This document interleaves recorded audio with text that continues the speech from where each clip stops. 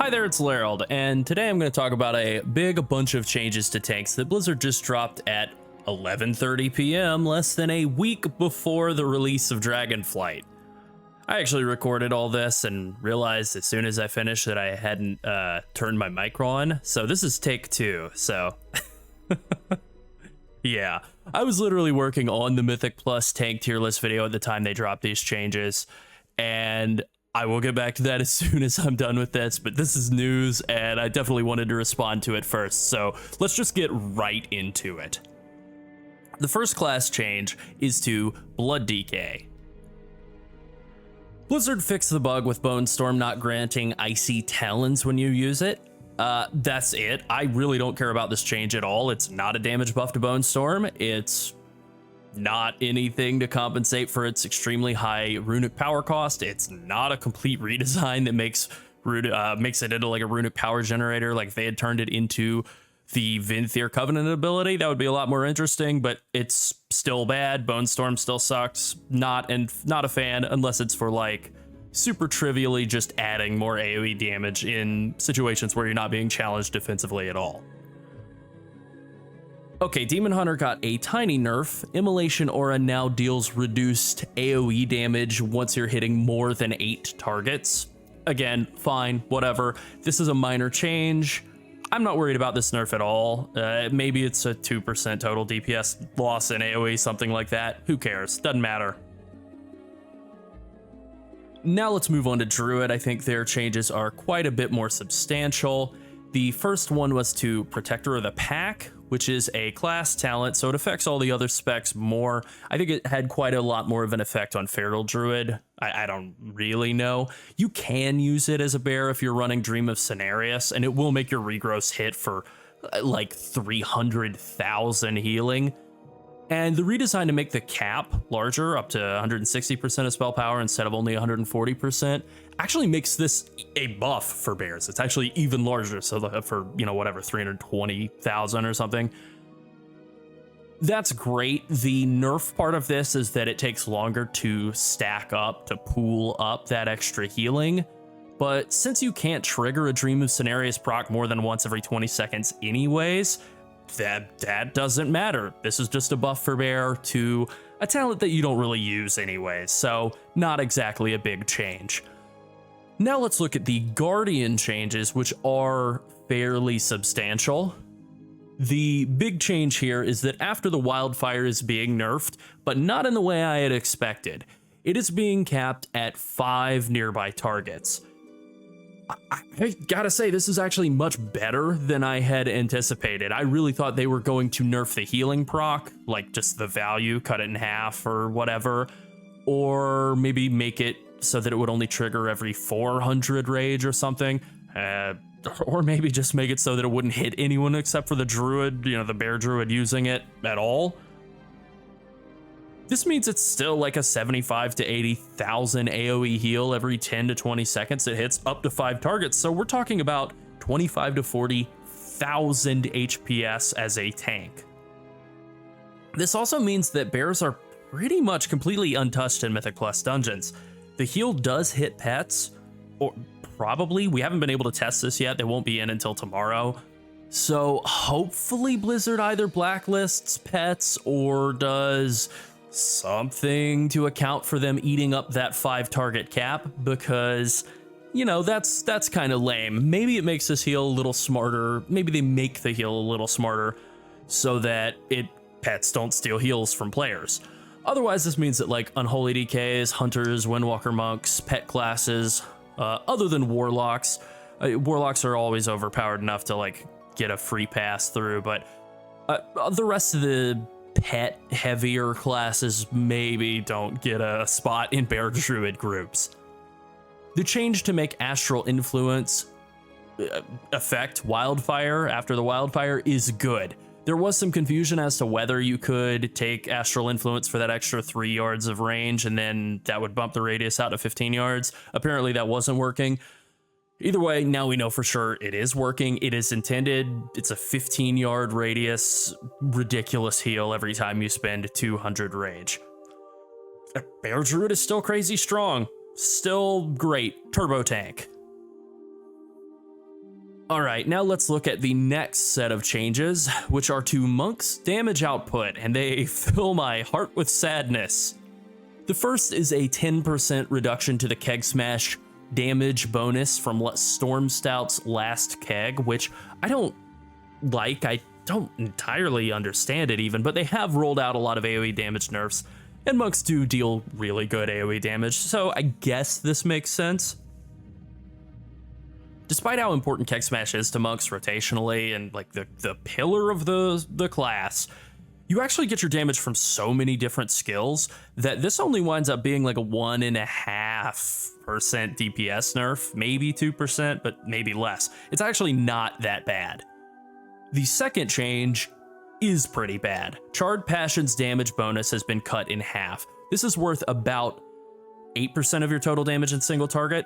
Charred Passions, that is worth about 8% of your damage in single target and about 16% in AoE.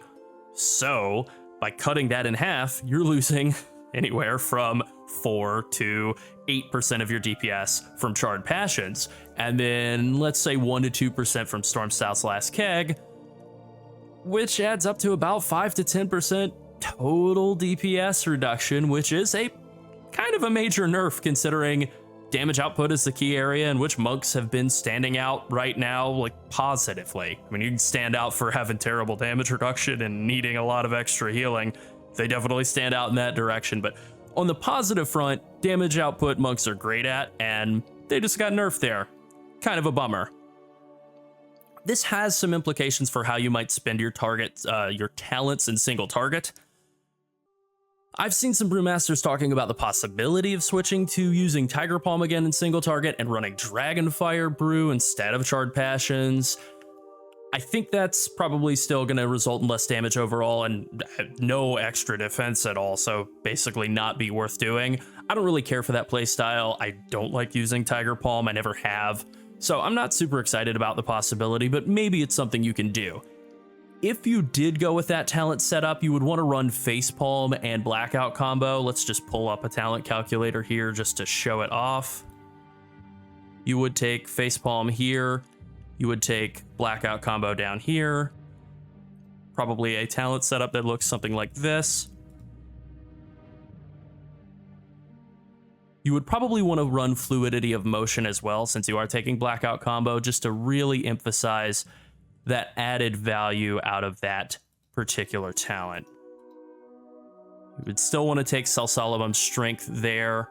Of course, that is like far and away better than the alternative. But now down here you have Charred Passions and Dragonfire Brew, which are not exactly competitive. I still think that Charred Passions is better. You're going to get a little bit more damage value out of it, out of this Fluidity of Motion, giving you a more Blackout kick usage. Even though it does less damage per hit, you're gonna get 30% more cast of it or 25% more cast of it, so it will add up to more damage overall than running Dragonfire Brew. At least like that's our current estimation. And so this is, I think, about what your talent setup would look like, something like this, where you're getting Facepalm, you're taking Blackout combo, which great, and you're getting, basically just trying to get as much damage as you can out of really most of the rest of your kit, but then your final, last case filler skill would be Tiger Palm, and you are getting more damage and defensive value out of it thanks to Facepalm.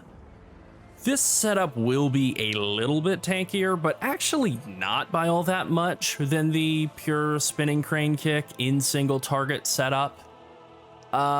Frankly, due to the diminishing returns inherent in purifying damage, and I think it's way less interesting to play than the playstyle that everybody's been using for the last couple of months of beta. It is also a pure single target setup. Like, if there are any ads at all on a fight, then you wouldn't want to do this. You would want to stick with a normal Spinning Crane Kick style, where you run something more along these lines. You have this one floating point here, and you would definitely not take Fluidity of Motion, stick with Shadowboxing Treads, and basically run something along these lines. You could maybe drop this point in Bountiful Brew, double up on High Tolerance there when you're really undergeared. Something like this. Maybe something like that. In addition to these two nerfs, the reduction to Storm Stout's last keg damage bonus and Charred Passion's damage bonus.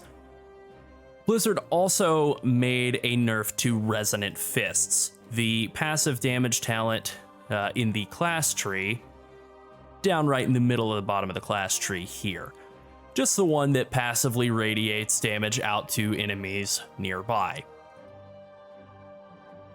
This is, this cap of 5 targets as kind of the soft cap at which it deals AoE damage is a nerf to an important AoE damage skill. I don't really think it kills the class or anything. It's a ceiling being put on an AoE damage talent that was scaling to an absolutely insane level. Resonant Fist could be well over 20% of your damage in AoE, and it still adds a ton of damage. It's just a little bit more of a normal damage talent now instead of like a runaway scaling monster. So I think it's going to be fine. In general, I think Monk is still okay. Damage is nerfed a bit, but it's still really high. You have technically a little bit more build potential, some more diversity in single target, I guess. But really, that's only because the best stuff was nerfed down closer to the level of the mediocre stuff. And, I would not hold my breath waiting for Dragonfire Brew to be a good talent. I really still don't think that's happening anytime soon, but I still feel that Monk is good at what it does. All right, Paladin is up next, and who could have guessed? Blizzard buffed Pallies. Wow, they never ever do that. Pally's single target damage, for what it's worth, was very bad, like extremely bad, and this is actually a good set of changes for them. Their AoE damage was competitive, and because of that, Blizzard has nerfed Bulwark of Righteous Fury, basically to compensate for the single target damage buffs. Bulwark of Righteous Fury is the talent that buffs your next Shield of the Righteous's damage by up to 150% when you hit enemies with Avenger Shield. Now it only scales up to an extra 100% damage. So like I said, that is a bit of a nerf in AoE. Technically, it is 20% less Shield of the Righteous damage if you're getting a full 5 stack on Bulwark every time. Maybe it's a little bit less on average in AoE, it's probably still going to be pretty close, around 15 to 20% less Shield of the Righteous damage overall, but let's say 18%. That sounds bad, but then it gets really good immediately below that. Judgment and Blessed Hammer both had their damage increased by 10%, and Avenger Shield had its damage increased by 15%. The Avenger Shield buff is particularly good since Pally has several talents that interact with Avenger Shield, most notably Bulwark of Order, which shields you for half the damage you deal with Avenger Shield, and then the other one really is Moment of Glory, which shields you for 20% of all the damage you do while it's active, 15-second duration, 90-second cooldown, but it also increases Avenger Shield's damage by 20% and reduces the cooldown by 75%. That makes it, even better as an offensive and defensive cooldown when you're using it in AoE. It's more of a defensive cooldown in single target, but now it's a little bit better offensively, but it is quite a good offensive cooldown in AoE, and that's great. Even better now than it was before. So what this set of changes does, basically, is fix the serious problem that Pally had in raids, which is that their damage output is just hot flaming garbage. It's about a 6.5–7% total damage increase, which isn't gigantic, but it is at least enough to extinguish the dumpster. It's still a dumpster, it's just not actively on fire anymore. In AoE, Pally still deals good damage. The buffs and nerfs mostly cancel out in terms of damage, but defensively, it's actually just a decent buff thanks to the Avenger Shield buffs. And it improves your priority damage as well. So I think that this set of changes is pretty much all positive for Pally. I'm willing to give up a little bit of AoE pad damage to get more priority target damage in exchange. Slaps a bandage on a weak spot, adds a little bit of extra shielding as well, and boosts your priority damage. That's all good to me. All right, now we're moving on to Warrior, and as you can see, they didn't get any changes in this recent post. But actually, they got a nice little buff right here. Do you see it? It's under the Arms Warrior section. Blood Surge now triggers 10% of the time, was 7%. Blizzard buffed the talent Blood Surge for arms, which they had previously nerfed, and that apparently means they buffed it for protection as well, so Blood Surge is back to generating about half a rage per second per target.